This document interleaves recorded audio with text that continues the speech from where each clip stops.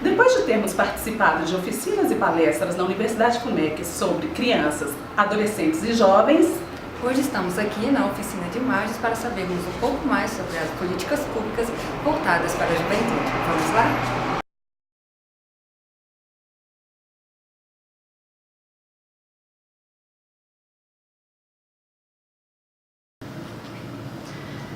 Bom, a questão do orçamento ela é fundamental, né? A gente não existe política pública se você não tem um recurso destinado a ela. Embora isso se coloque também como um desafio para o fórum, para outros movimentos de juventude, até para os movimentos sociais de maneira geral, porque é um assunto sempre muito complicado, muito técnico às vezes. Então existe realmente uma dificuldade de você acessar as informações relativas ao orçamento.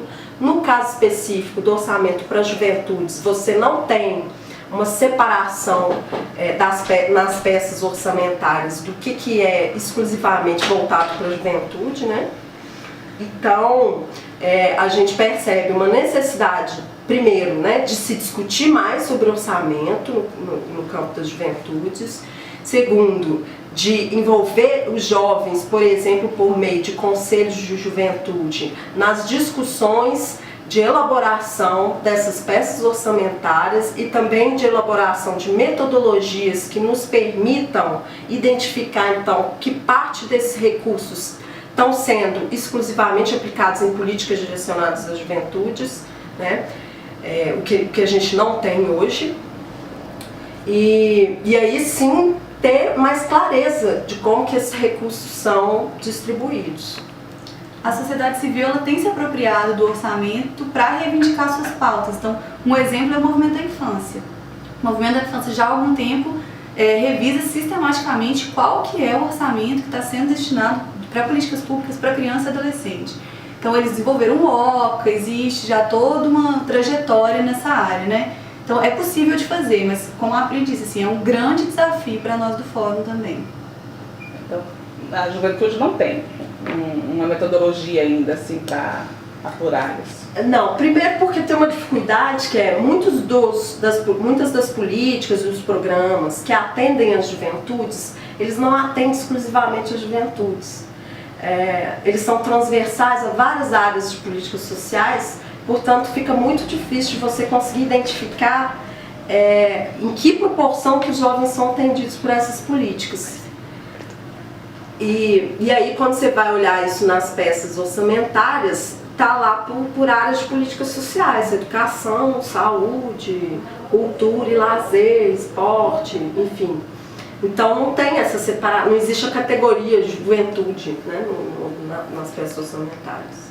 E aí é preciso pensar uma metodologia que permita fazer essa separação.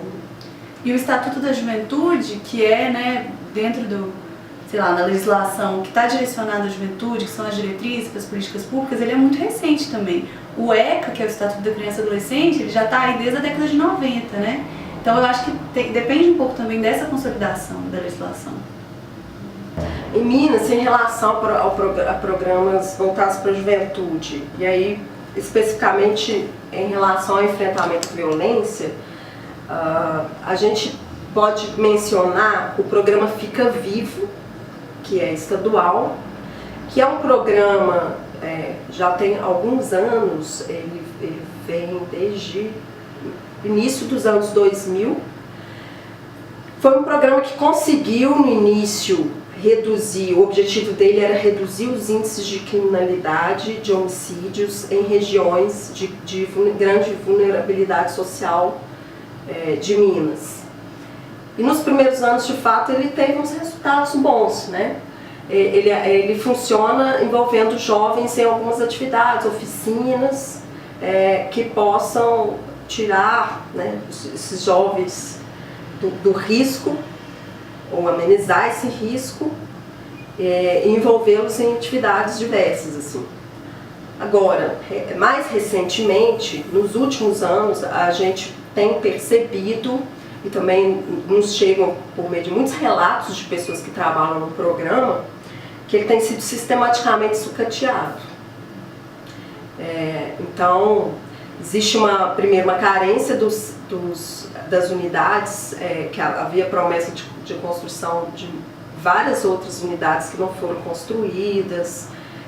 Os técnicos do programa, eles reclamam de cortes nos recursos, né, nos investimentos, e aí uma dificuldade de conseguir fazer um bom trabalho mesmo junto a esses jovens. Portanto, o que você percebe nos últimos anos foi um aumento das taxas de homicídio em Minas Gerais, em que pese uma redução de quase 50% dessas taxas na região sudeste. Minas teve um aumento de mais de 75% dessas taxas em 2011.